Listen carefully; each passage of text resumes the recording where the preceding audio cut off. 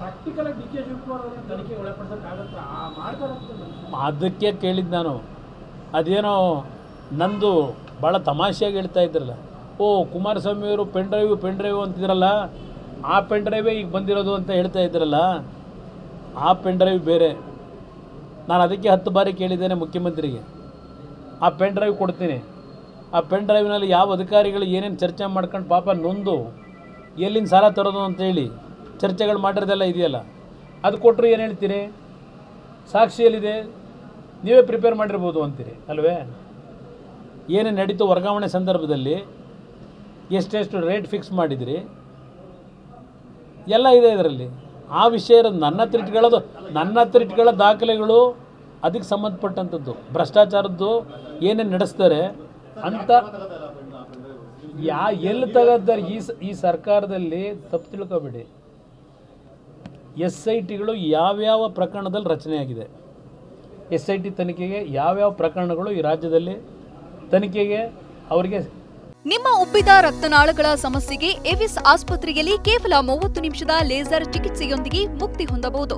ಹೆಚ್ಚಿನ ವಿವರಗಳಿಗಾಗಿ ಸಂಪರ್ಕಿಸಿ 8088837300. ಒಂದು ಜವಾಬ್ದಾರಿ ಕೊಟ್ಟಿದ್ದೀರಿ. ಯಾವ SIT ರಚನೆಯಾಗಿ ಆ SITಯಿಂದ ಯಾವುದಾದರೂ ಒಂದು ಪ್ರಕರಣದಲ್ಲಿ ಇಲ್ಲಿಯವರೆಗೆ ತಾರ್ಕಿಕ ಅಂತ್ಯ ನೋಡಿದ್ದೇವ? ಈ ಸರ್ಕಾರದಲ್ಲಿ ಅಂತ ಅಲ್ಲ. ಹಾಗಿದ್ರೆ ನಿಮ್ಮ ಕಾಲದಲ್ಲಿ SIT, ನನ್ನ ಕಾಲದಲ್ಲಿ ಯಾವ SIT ರಚನೆನೇ ಆಗಲಿಲ್ಲ ಅಂಥ ಪ್ರಕರಣಗಳು ಬರಲೇ ಇಲ್ಲ. ನನ್ನ ಕಾಲದಲ್ಲಿ SIT ರಚನೆ ಮಾಡ್ತಕ್ಕಂಥ ಪ್ರಕರಣ ನಾನಿದ್ದು 20 ತಿಂಗಳು 14 ತಿಂಗಳು ಅವು ಬರಲೇ ಇಲ್ಲ. ಅದು ಪ್ರಾಕ್ಟಿಕಲ್ ಡಿ ಕೆ ಶಿವಕುಮಾರ್ ಅವರನ್ನ ತನಿಖೆ ಒಳಪಡಿಸೋಕ್ಕಾಗತ್ತಾ ಮಾಡ್ತಾರಂತ ಅದಕ್ಕೆ ಕೇಳಿದ್ದು ನಾನು.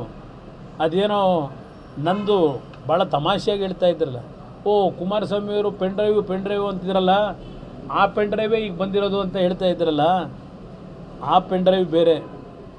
ನಾನು ಅದಕ್ಕೆ 10 ಬಾರಿ ಕೇಳಿದ್ದೇನೆ ಮುಖ್ಯಮಂತ್ರಿಗೆ, ಆ ಪೆನ್ ಡ್ರೈವ್ ಕೊಡ್ತೀನಿ, ಆ ಪೆನ್ ಡ್ರೈವ್ನಲ್ಲಿ ಯಾವ ಅಧಿಕಾರಿಗಳು ಏನೇನು ಚರ್ಚೆ ಮಾಡ್ಕೊಂಡು ಪಾಪ ನೊಂದು ಎಲ್ಲಿಂದ ಸಾಲ ತರೋದು ಅಂತೇಳಿ ಚರ್ಚೆಗಳು ಮಾಡಿರೋದೆಲ್ಲ ಇದೆಯಲ್ಲ, ಅದು ಕೊಟ್ಟರು ಏನು ಹೇಳ್ತೀರಿ, ಸಾಕ್ಷಿಯಲ್ಲಿದೆ, ನೀವೇ ಪ್ರಿಪೇರ್ ಮಾಡಿರ್ಬೋದು ಅಂತೀರಿ ಅಲ್ವೇ. ಏನೇನು ನಡೀತು ವರ್ಗಾವಣೆ ಸಂದರ್ಭದಲ್ಲಿ ಎಷ್ಟೆಷ್ಟು ರೇಟ್ ಫಿಕ್ಸ್ ಮಾಡಿದಿರಿ ಎಲ್ಲ ಇದೆ ಇದರಲ್ಲಿ. ಆ ವಿಷಯ ಇರೋದು ನನ್ನ ಹತ್ರ ಇಟ್ಕೊಳ್ಳೋ ದಾಖಲೆಗಳು ಅದಕ್ಕೆ ಸಂಬಂಧಪಟ್ಟಂಥದ್ದು. ಭ್ರಷ್ಟಾಚಾರದ್ದು ಏನೇನು ನಡೆಸ್ತಾರೆ ಅಂತ ಎಲ್ಲಿ ತಗೋತಾರೆ ಈ ಸರ್ಕಾರದಲ್ಲಿ ತಪ್ಪು ತಿಳ್ಕೊಬೇಡಿ.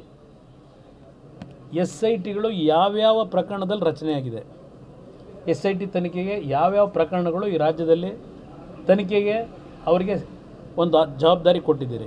ಯಾವ SIT ರಚನೆಯಾಗಿ ಆ SITಯಿಂದ ಯಾವುದಾದರೂ ಒಂದು ಪ್ರಕರಣದಲ್ಲಿ ಇಲ್ಲಿಯವರೆಗೆ ತಾರ್ಕಿಕ ಅಂತ್ಯ ನೋಡಿದ್ದೇವ? ಈ ಸರ್ಕಾರದಲ್ಲಿ ಅಂತ ಅಲ್ಲ.